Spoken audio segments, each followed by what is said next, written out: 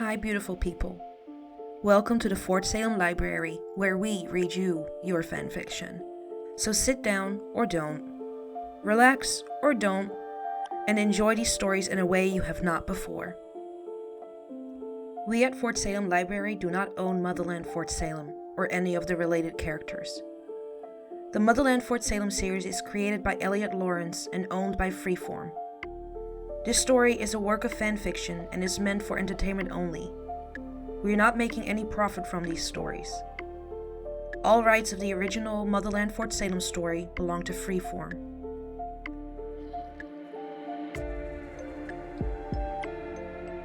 We also do not own Hands Where I Can See Them, or any of its original characters and storylines. We did, however, get permission from the author to read their story. This story was created and written by FlyingBlueBirds, and you can find a link in our show notes. This story is being read to you by Britt.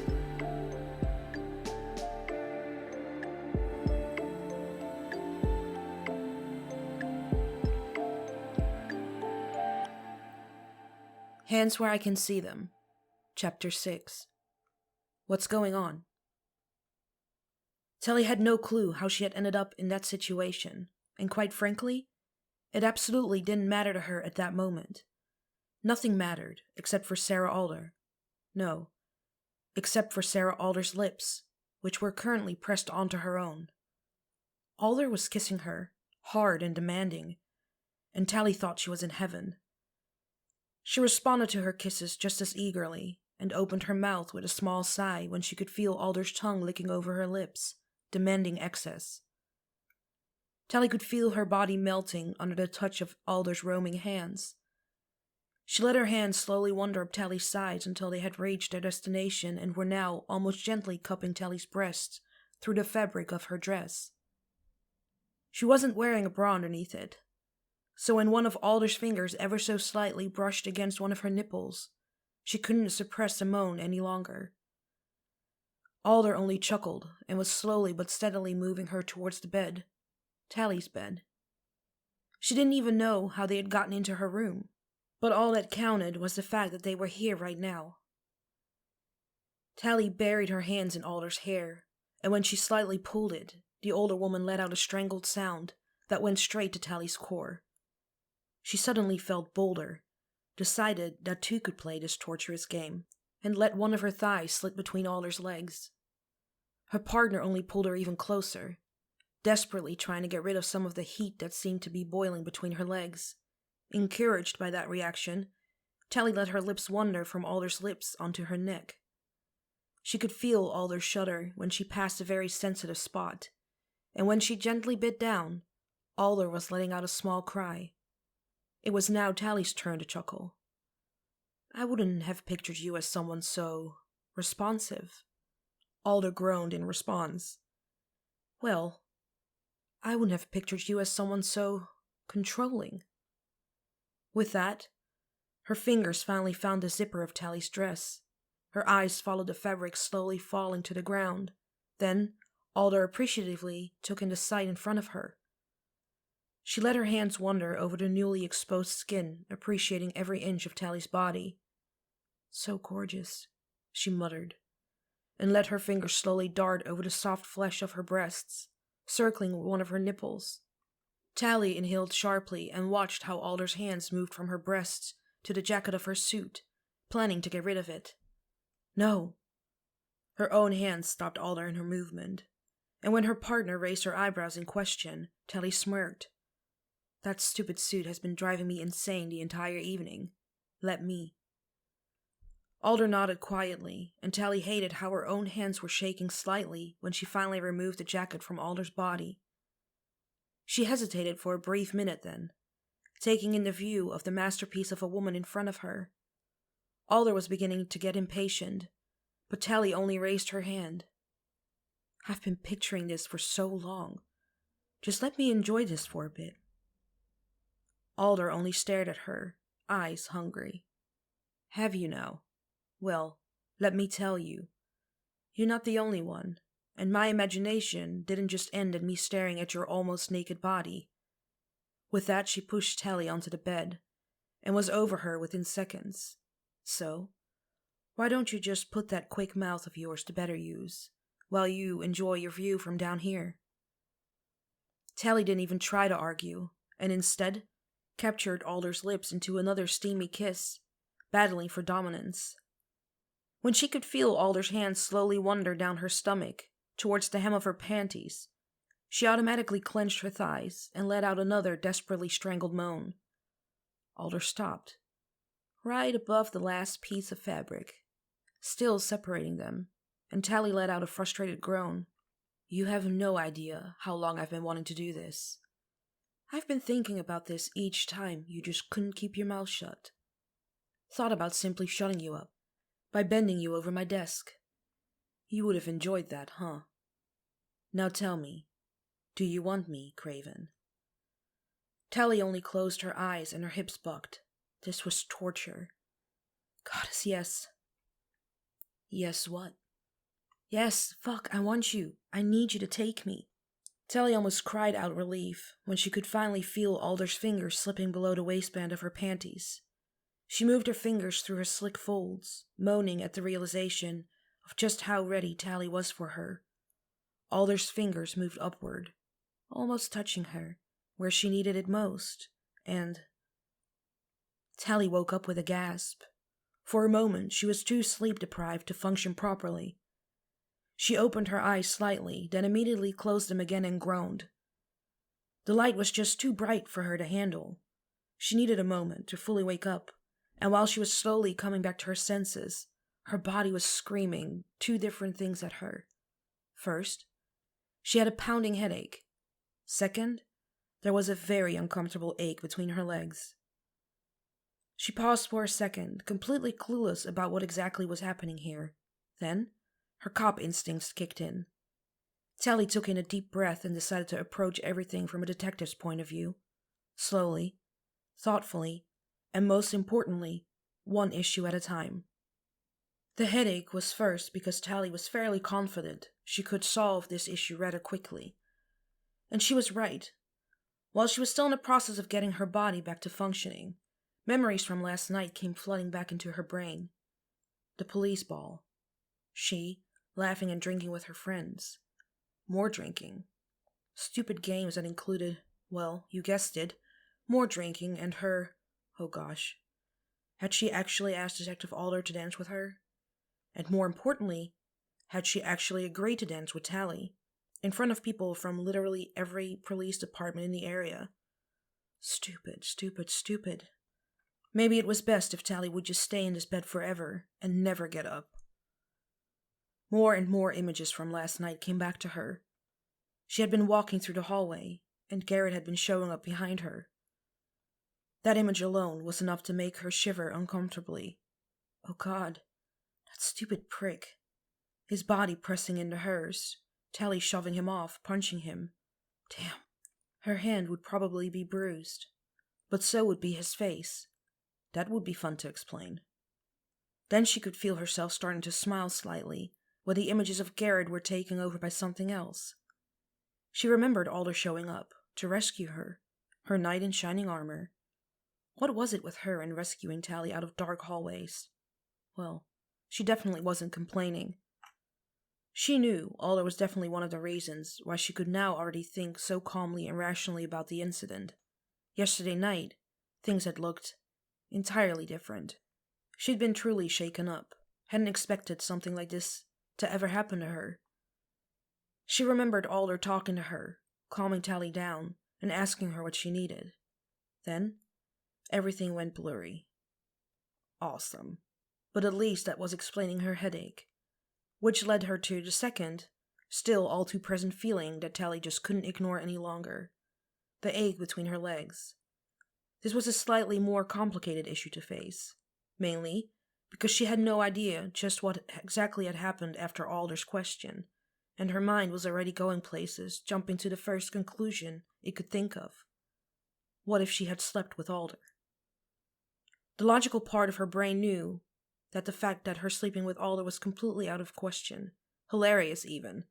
The other part, however, kept reminding her of the way Alder had pressed her body against hers when they were slow dancing. The smirk she had been giving her, and the way her eyes had turned darker when Tally touched her back. Okay, think of it like you're solving a case. Get your shit together, Craven. No emotions, no maybes or possibilities, just facts, she reminded herself and started to go through the several options in her head. Option 1. She had slept with someone, but it wasn't Detective Alder. Possible, but very unlikely. Tally had been completely out of it, because of the incident with Garrett. He definitely had been too drunk and scared off to try anything else, and no matter how drunk Tally would have been, there had been absolutely no way she would have left with him. She also highly doubted that after everything that had happened, she would have just walked back and had been in the mood to talk to some complete stranger, asking them for a quick one-night stand.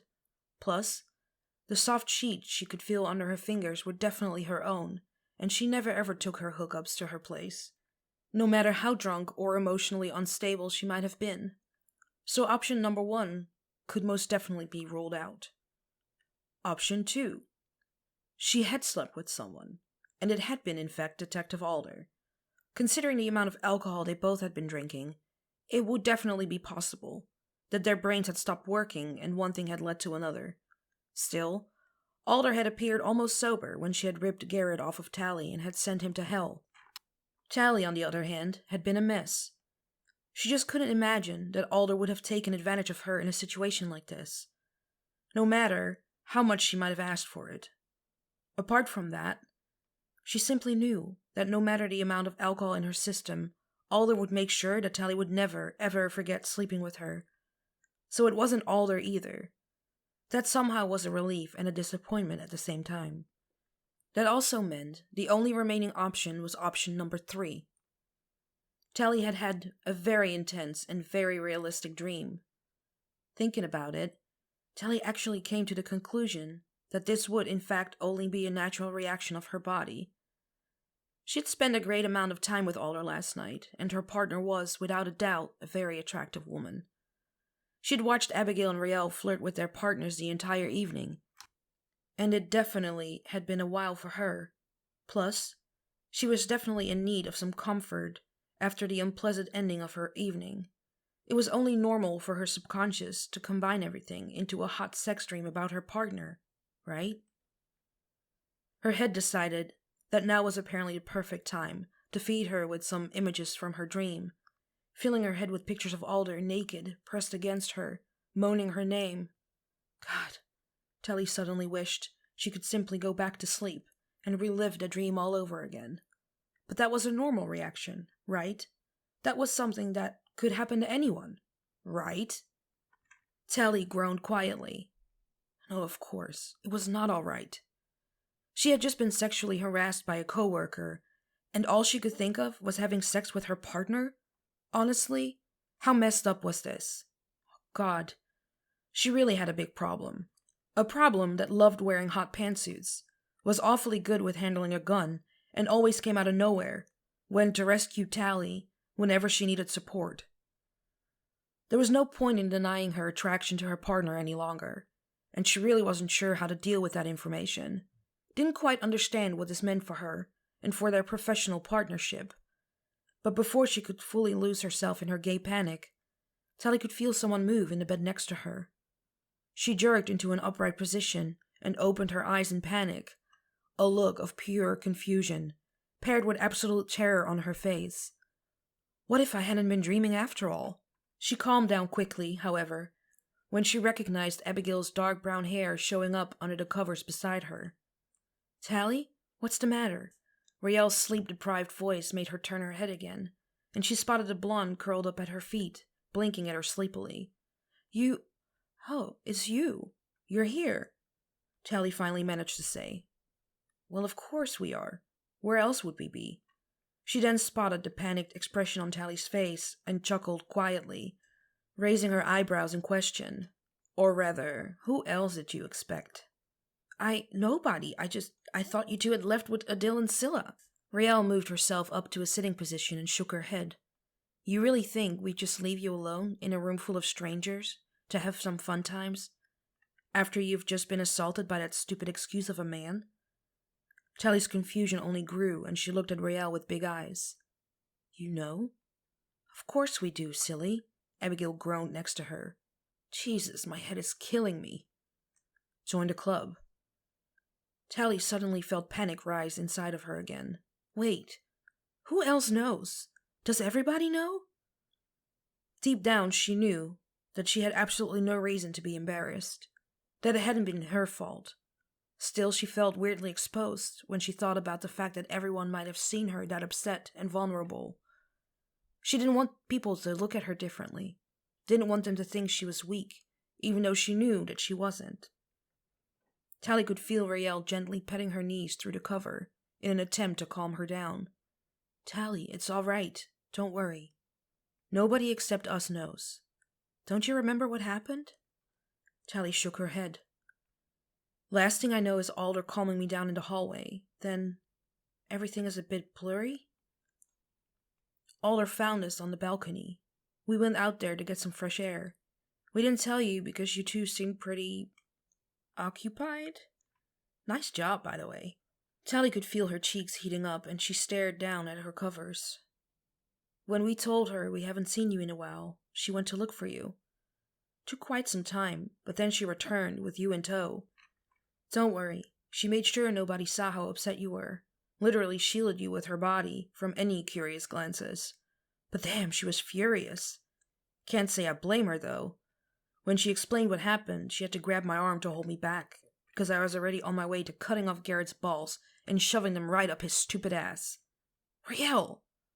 What? It's the truth, and I'd still be up for it. I spent half of the night going through all the different methods of getting rid of a body without anyone noticing. I'm telling you, you give me a sign and I'm off. Anyway, Alder told us to stand down, that you want to deal with this yourself, which is fine. Just know that we're here, whenever you need us. Alder also asked us to get you home safely. Even had Epps call her once we arrived home. Abigail nodded, wordlessly confirming to Tally what Raelle had just said. Definitely a conversation I didn't have on this year's bingos card. I totally get her, though. Back at the ball, you were clinging to her arm the entire time. Under different circumstances, it would have been quite adorable, really. And the looks she had been giving you. Honestly, I don't think I've seen Alder look like this at anyone before. She was worried, definitely, but also ready to murder anybody in cold blood who would even dare to touch you again.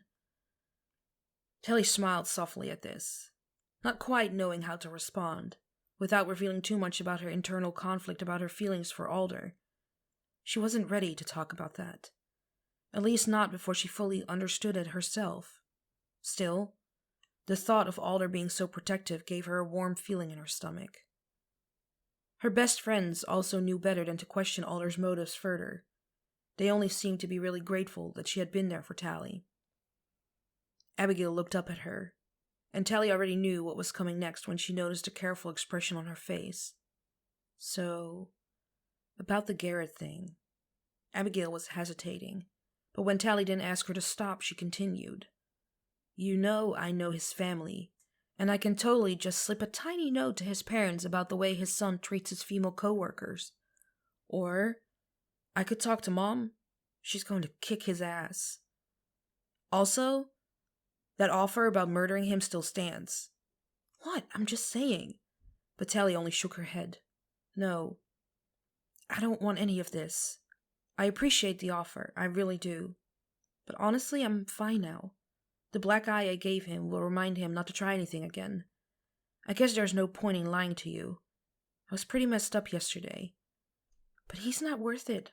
And I thought about just letting it go. But what if next time someone else won't be so lucky? If I don't stand up for myself now, he will never stop.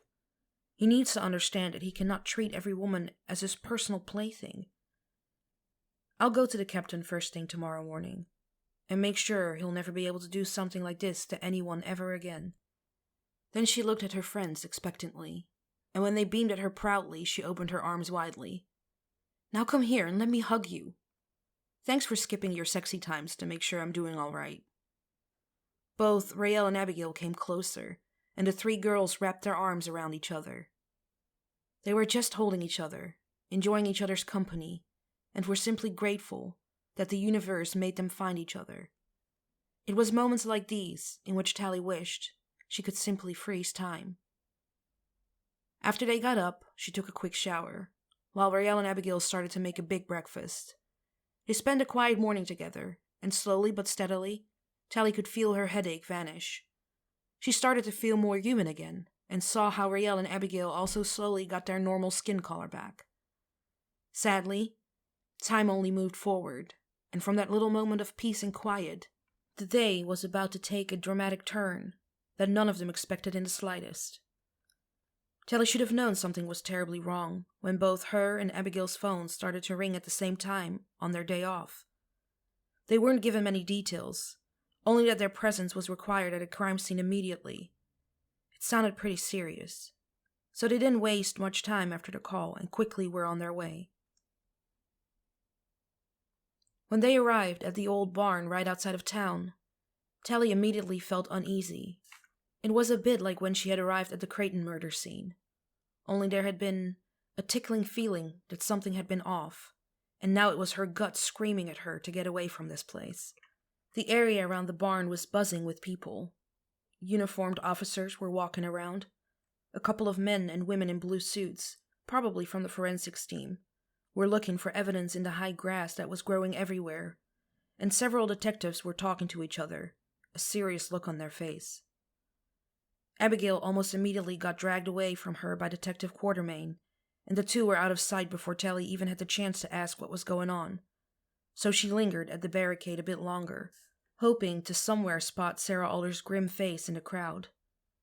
She was feeling a bit lost and realized once more how much she had already gotten used to her partner's presence by her side. Finally, Tally decided to take matters into her own hands. She slipped under the police tape and walked towards the old building. She felt the wave of relief washing over her when she spotted Captain Bellwether in front of the barn, at least one familiar face. Maybe that was the reason why Alder wasn't here yet. Maybe she was stuck in traffic, and the captain was filling in for her. Tally had almost reached Captain Bellwether and was already raising her hand in greeting when she noticed there was someone else standing in her shadow. Tally froze. "Detective Craven, I'm so sorry we had to call you on your day off, but we truly need any help we can get here." Tally lowered her hand again, staring at the captain in confusion. "What's going on? Where's Detective Alder?" "Detective Alder won't be working this case," Captain Bellwether responded grimly. Then she stepped aside to reveal the woman lurking in her shadows. "Detective Batin will take over for her for now." Tally's thoughts were spiraling. She could feel herself starting to panic, and her mind immediately jumped to the most horrifying conclusions. She was usually a very rational person, had to be in her job, but this part of her brain always stopped working when she was worried about people she cared about. Was Detective Alder hurt? Was she the victim? Had someone kidnapped her? Hurt her? "Is Alder okay? Did something happen to her?" she blurted out, fully aware of the sound of panic in her voice, but not able to turn it off. "Relax, Detective Craven. She's fine. She's too close to this case, so she needs to stand down for now, until we are fully aware of her involvement." What the hell was that even supposed to mean? If Tally wouldn't have so much self-control, she would have probably just snapped at Captain Bellwether to stop with all this secrecy and finally tell her what was going on. But instead, she forced herself to take a deep breath and turned her head towards Detective Batin. She gave the woman a quick once-over. She looked tinier up close, but that didn't make her less intimidating. She had her dark hair pulled back in a ponytail and was wearing a plain white shirt and jeans. Nothing out of the ordinary. Still, there was something about her that Tally couldn't quite grasp. Something that made her unreadable. And Tally hated it when she couldn't read people. This was like Alder all over again. Well, minus the undeniable attraction on her part. Detective Batin had noticed Tally's observing eyes on her and simply winked at her. "Come on, Red. Don't be such a spoil. I'm sure we'll be having a good time together." "Yeah, except for, the tiny murder that seems to be going on here." Batin actually had the audacity to laugh at this, but when she stretched out her hand, Tally still took it and shook it with a firm grip. Captain Bellwether had wordlessly observed the exchange between them, but was now nodding in the direction of the barn. "Before we go in there, Craven, I know you haven't been with us all that long, so you're not used to seeing horrible, messed up things as we are. I want you to prepare yourself, because the sight in there ain't gonna be pretty. Do you think you can handle that? I can hold your hand if you want to. Bataan, enough. Bellwether glared at Detective Bataan, who didn't seem to care in the slightest, then turned in Tally's direction again. Tally only straightened her back, not even giving herself the chance to think twice.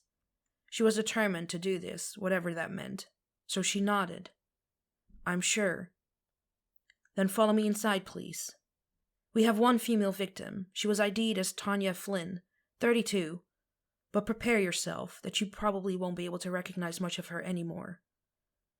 Tally quickly followed Captain Bellwether and Detective Bataan into the building. The victim's name sounded oddly familiar, but before she could wrap her head around where she had heard it before, the smell of smoke and burning flesh hit her, and she was suddenly completely consumed by the horror in front of her. Tally could feel her stomach drop. The barn was looking much larger on the inside. It was almost empty, except for the stake that someone had set upright in its center. It was still smoking, and it was probably a miracle that the firefighters had arrived in time to stop the whole place from going up in flames. On top of the stake, arms bound around a large wooden pillar, were the remains of a human body. The body was burned badly, but even from the distance Tally could see that it must have been a woman. She carefully stepped closer to examine it. Part of her already knew what she would find, but when she noticed the large wounds on the woman's neck, she still had to close her eyes for a moment. She didn't need to be a medical examiner to see that the victim's vocal cords had been ripped out brutally. When she slowly turned around, her whole body was shaking. She looked at Captain Bellwether and Detective Bataan, feeling completely empty inside. Detective Bataan only turned her head slightly to the right, nodding in the direction of one of the evidence markers on the ground. A golden medal was lying on the ground next to her. Engraved into it was a pentagram and the number 12. Tally shook her head in disbelief. This was impossible. This wasn't happening. Except that it was, and there was absolutely no point in denying it. The Camarilla killer was back.